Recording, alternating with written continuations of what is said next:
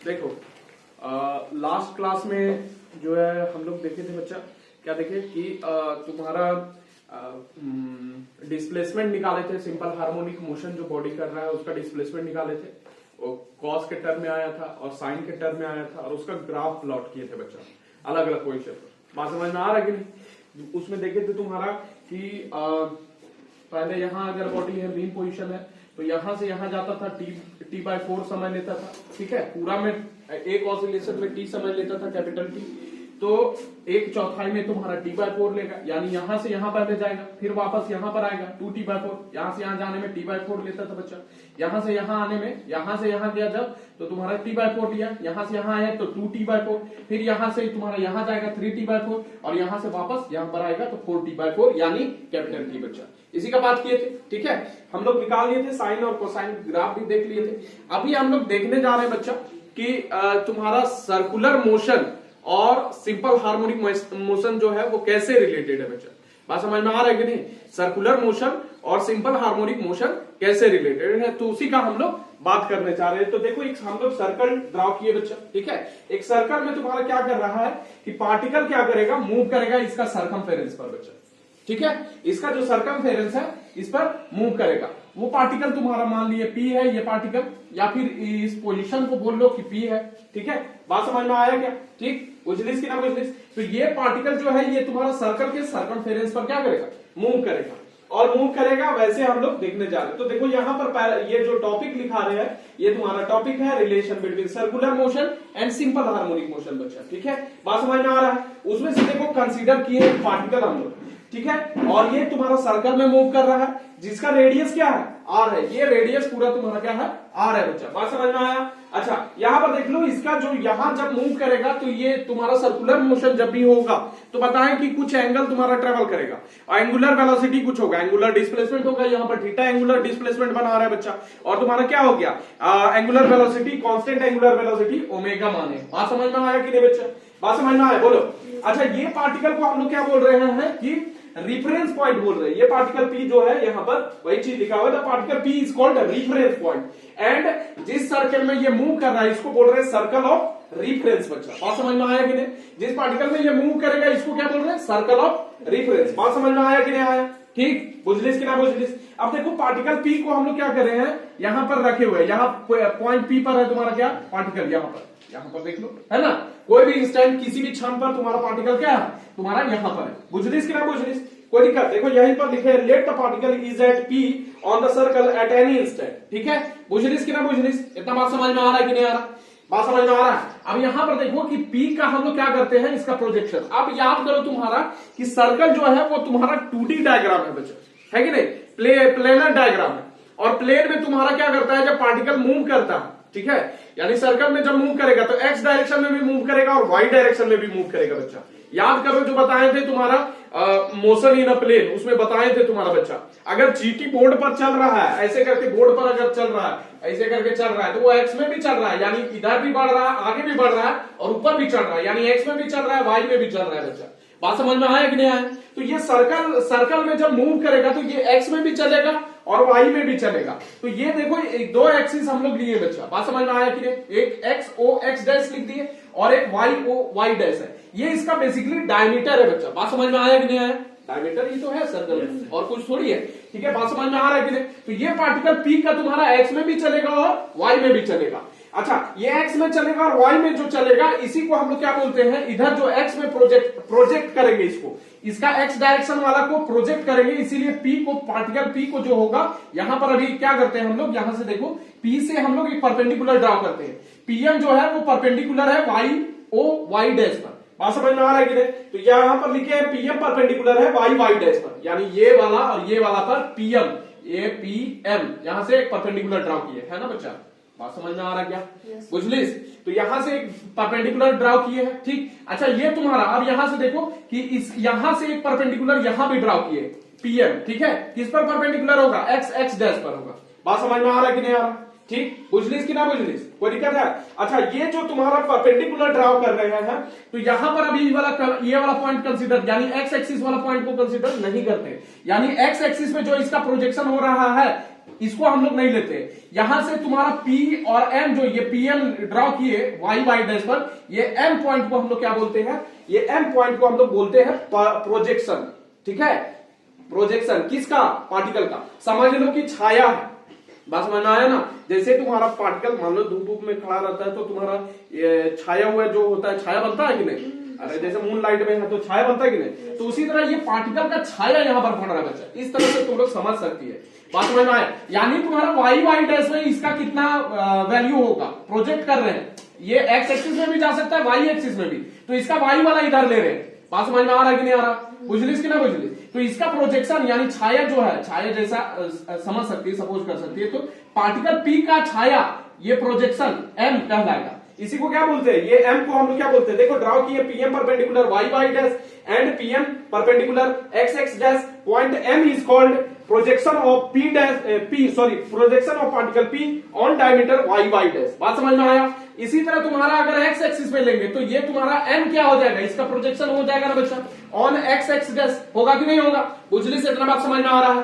x में भी चलेगा, y में भी चलेगा, इसीलिए इसका प्रोजेक्शन x में भी होगा और y में भी होगा बच्चा। बात समझ में आ रहा है कि नहीं। तो ये M तुम्हारा क्या हो गया, प्रोजेक्शन हो गया पार्टिकल का, और N भी प्रोजेक्शन है पार्टिकल का। M प्रोजेक्शन जो है वो डायमीटर y y डैश पर है, और N जो प्रोजेक्शन है वो x x डैश पर है। बात इतना समझ में आ रहा है, ओके, बुझलिस कि ना बुझलिस, इतना बात समझ में आ रहा है, बुझलिस। ठीक है, अब यहां से देखो, ध्यान से सुनो कि जब देखो यहां पर बच्चा इसको इतना मिटा दे, इतना मिटा दे, इसमें तो कोई दिक्कत नहीं होना चाहिए। देखो यहां पर मिटा देते हैं,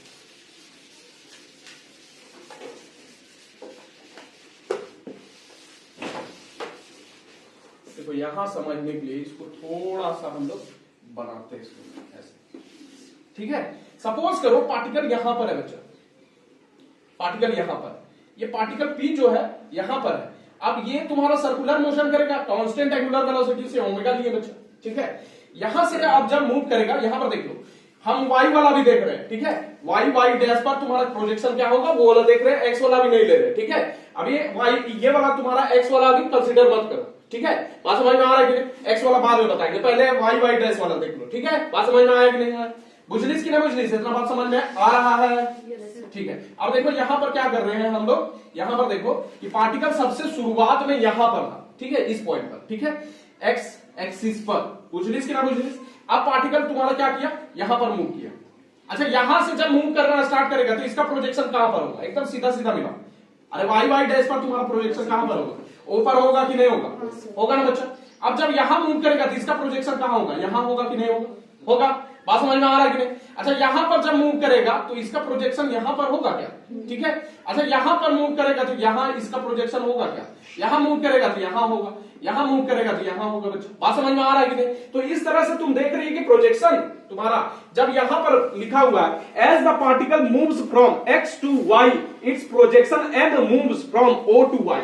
यहां पर देखो, ये पार्टिकल जब यहां से यहां मूव कर रहा है, एक्स से वाई जा रहा है, तो इसका प्रोजेक्शन कहां से कहां मूव कर रहा है, ओ से वाई जा रहा है कि नहीं जा रहा है, बुझलिस, समझ में आ रहा है कि नहीं आ रहा। यानी इसका छाया कहां जा रहा है, ऊपर चढ़ रहा है कि नहीं चढ़ रहा है। बात समझ में आ रहा है कि नहीं आ रहा, इतना बात समझ में आ रहा है। अच्छा, यहां पर देखो, यहां पर दूसरा देखो, वाई और एक्स डैश, यहां एक्स डैश है बच्चा, और ये तुम्हारा क्या हो गया, एक्स हो गया बच्चा। वाई से एक्स डैश में जैसे जैसे पार्टिकल जाएगा, देख लो यहां पर, यहां गया, फिर यहां से यहां आएगा, फिर यहां से यहां आएगा बच्चा। जैसे जैसे इधर आप पार्टिकल को मूव करा रहे, पहले इधर मूव करा रहे थे, अब इधर मूव करा रहे बच्चा। बात समझ में आ रहा है क्या, बताओ, देख रही है प्रोजेक्शन कहां जा रहा है। सो इसका ये पार्टिकल यहां पहुंचा तो इसका प्रोजेक्शन यहां, पार्टिकल यहां पहुंचा तो यहां, फिर यहां से यहां पर पहुंचेगा बच्चा। बात समझ में आ रहा है कि नहीं, याद करो, याद करो, ये यहां से ओ से स्टार्ट किया था, यहां गया, वापस यहां पर आया बच्चा, फिर यहां से यहां गया, फिर वापस यहां पर आएगा। बात समझ में आ रहा है, वही चीज यहां पर हो रहा है। देख लो, यहां से पार्टिकल गया, यहां तक एक्स से वाई जैसे गया, तो तुम्हारा पार्टिकल कैसे कर, तुम्हारा तो इसका प्रोजेक्शन एम जो है वो तुम्हारा ओ से वाई मूव कर रहा है बच्चा, कर रहा है ना, ऊपर चढ़ रहा है, ऐसे ऐसे जब मूव कर रहा है तो यहां से यहां जब आ रहा है तो नीचे जा रहा है तुम्हारा, कहां से, वाई से ओ जाएगा बच्चा। वही चीज यहां पर लिखे, if the particle moves from Y to X dash then its projection moves from Y to O. बात समझ में आ रहा है कि नहीं? जैसे y से x डैश जाता है तो इसका प्रोजेक्शन कहां से कहां जाता है, y से o, यानी नीचे जाता है बच्चा। बात समझ में आ रहा है कि नहीं आ रहा? बुझलिस कि ना बुझलिस? यहां से आगे गया, फिर यहां से यहां आया बच्चा। बात समझ में आ रहा है कि नहीं आ रहा? बुझलिस? इतना बात बच्चा बुझा रहा है, ठीक है। अच्छा यहां से आप देखो तीसरा वाला लेते बच्चा, x डैश से जब y डैश जाएगा, मूव करेगा। बात समझ में आ रहा है क्या? x डैश से जब y डैश चलेगा तो यहां पर देखो, यहां पार्टिकल पहुंचा तो इसका प्रोजेक्शन यहां, y डैश इधर, फिर प्रोजेक्शन बचा, फिर यहां प्रोजेक्शन बचा, फिर ऐसे प्रोजेक्शन। बात समझ में आ रहा है कि नहीं आ रहा? बोलो।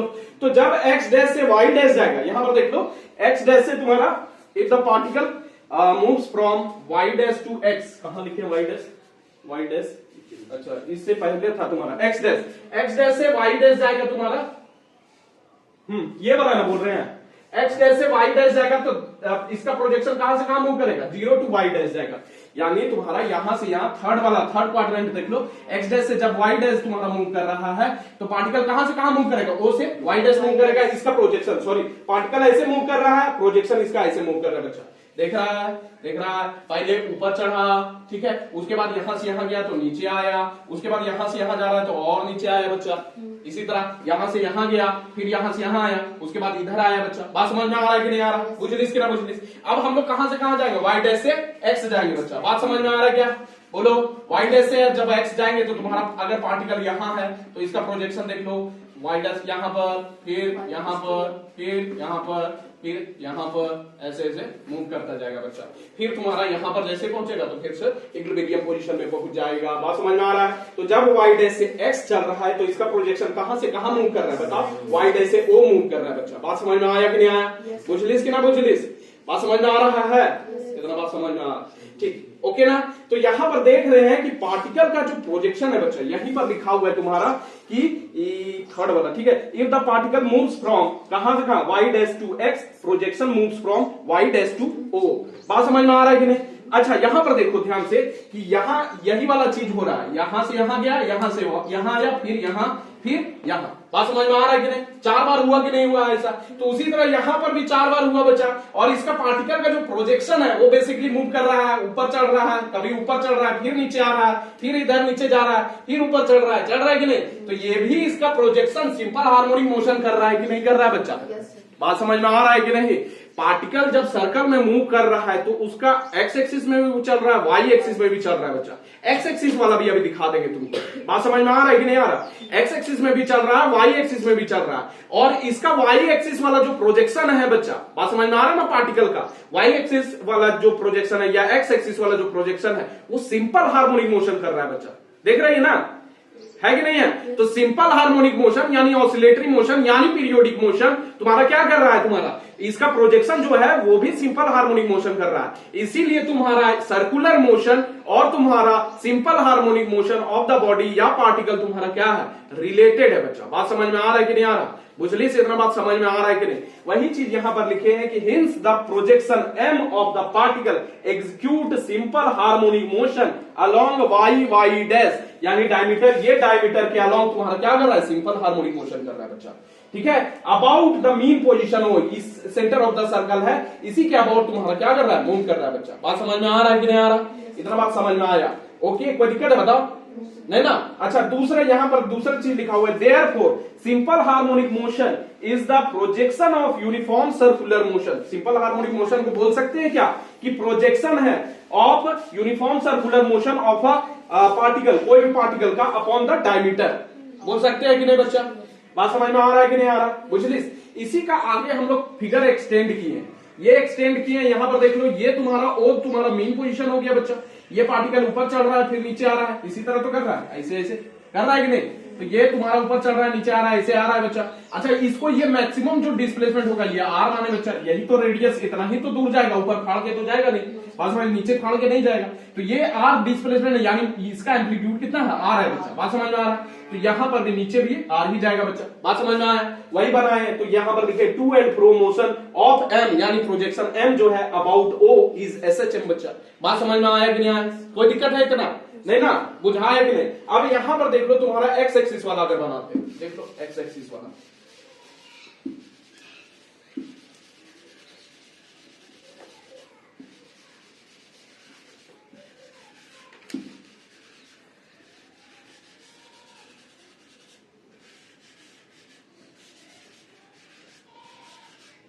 देखो यहां पर तुम्हारा क्या किए थे, ये तुम्हारा क्या किए, देखो ये पी एम पर ड्रॉ किए, ये एम प्रोजेक्शन हो गया इसका, ठीक है। अच्छा यहां पर देख लो ये एन वाला तुम्हारा, ये वाला एक्स एक्सिस पर जो किए, ठीक है। अब यहां पर देखो कि तुम्हारा जब पार्टिकल यहां पर होगा तो एक्स पर कितना होगा, 0, बुझलिस। एक्स पर 0 तुम्हारा यहां पर से जब स्टार्ट करेगा, यहां से जब स्टार्ट कर रहा है तो एक्स एक्सिस पर कुछ होगा क्या, नहीं होगा बच्चा। जैसे यहां पर मूव करेगा तो यहां से हल्का सा यहां पर बनाएगा बच्चा, यहां पर जब जैसे जाएगा यहां पर बनाएगा, बुझलिस कि ना बुझलिस। यहां जैसे जाएगा यहां बनाएगा, यहां पार्टिकल जाएगा यहां बनाएगा, यहां पार्टिकल जाएगा तो इसका प्रोजेक्शन यहां पर होगा बच्चा। यहां पर जैसे पहुंचेगा इसका प्रोजेक्शन यहां पर होगा, यहां जैसे पहुंचेगा तो इसका प्रोजेक्शन यहां पर होगा। बात समझ में आ रहा है कि नहीं।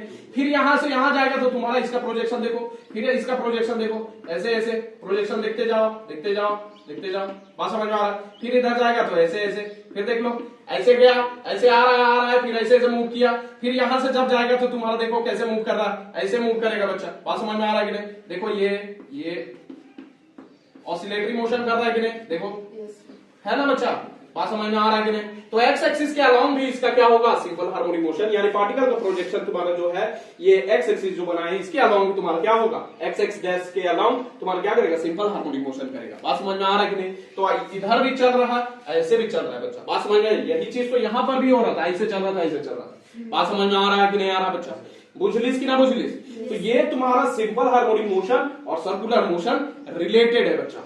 आओ अभी हम लोग एक क्वेश्चन देखते हैं, ठीक है। देखो एक क्वेश्चन देख लेते बच्चा, ठीक है। इसमें लिखा हुआ है a particle executing SHM, simple harmonic motion एक पार्टिकल कर रहा है, ठीक है, is represented by periodic function. Since तुम्हारा पार्टिकल तुम्हारा एसएचएम जब होगा, SHM simple harmonic motion periodic motion होता है, इसीलिए उसको पीरियोडिक फंक्शन से हम लोग को रिप्रेजेंट करना होगा, ठीक है।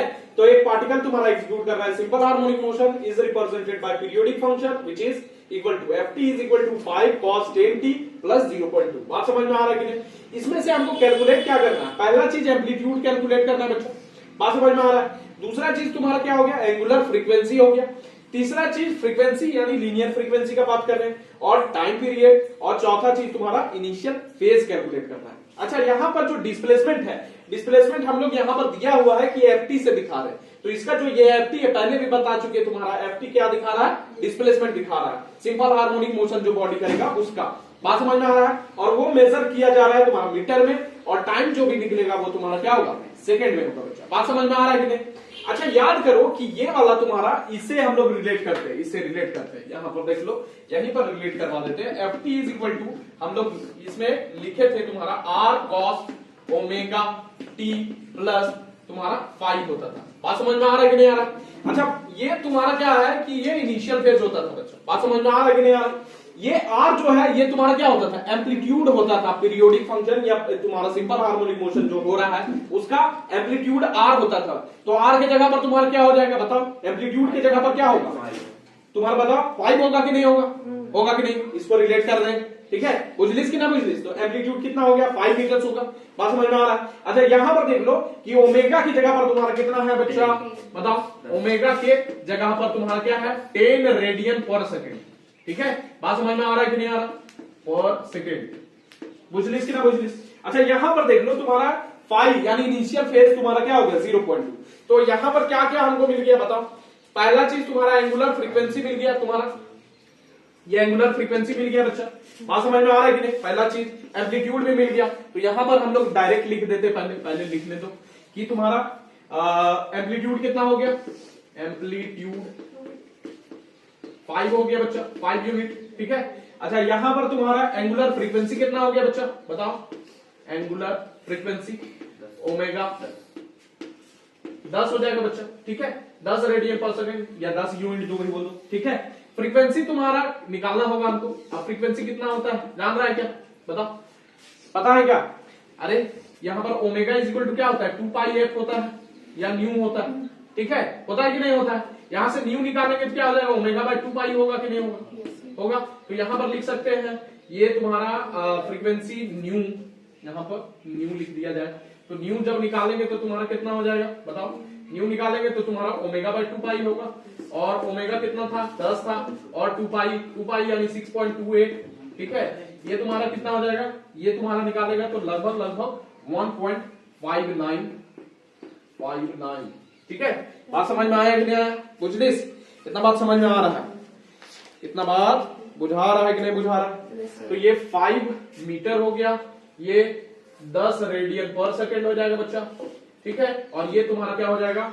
पर सेकेंड होता है, ठीक है। फ्रीक्वेंसी का यूनिट यानी हर्ट्ज लिखेगा इसको, या फिर हर्ट्ज लिख सकता है इसको 1.59 हर्ट्ज बच्चा। बात समझ में आया क्या? बोलो, वो दिक्कत है नहीं ना? ये फ्रीक्वेंसी निकल गया बच्चा, ठीक है। अब बच्चा तुम्हारा time period is equal to क्या होता है बताओ? Time period omega is equal to क्या होता है? 2 पाई बाय टी होता है कि नहीं होता है? होता है ना? बात समझ में आ रहा है कि नहीं? बताओ। तो टाइम पीरियड कितना हो जाएगा? टाइम पीरियड टी से दिखा देते बच्चा। Time period is equal to तुम्हारा क्या हो जाएगा? यहाँ पर टी निकालेंगे तो कितना हो जाएगा बताओ? 2 पाई बाय ओमेगा होगा क्या? तो ये 6.28 हो गया, और ओमेगा कितना था बताओ? 10 था बच्चा।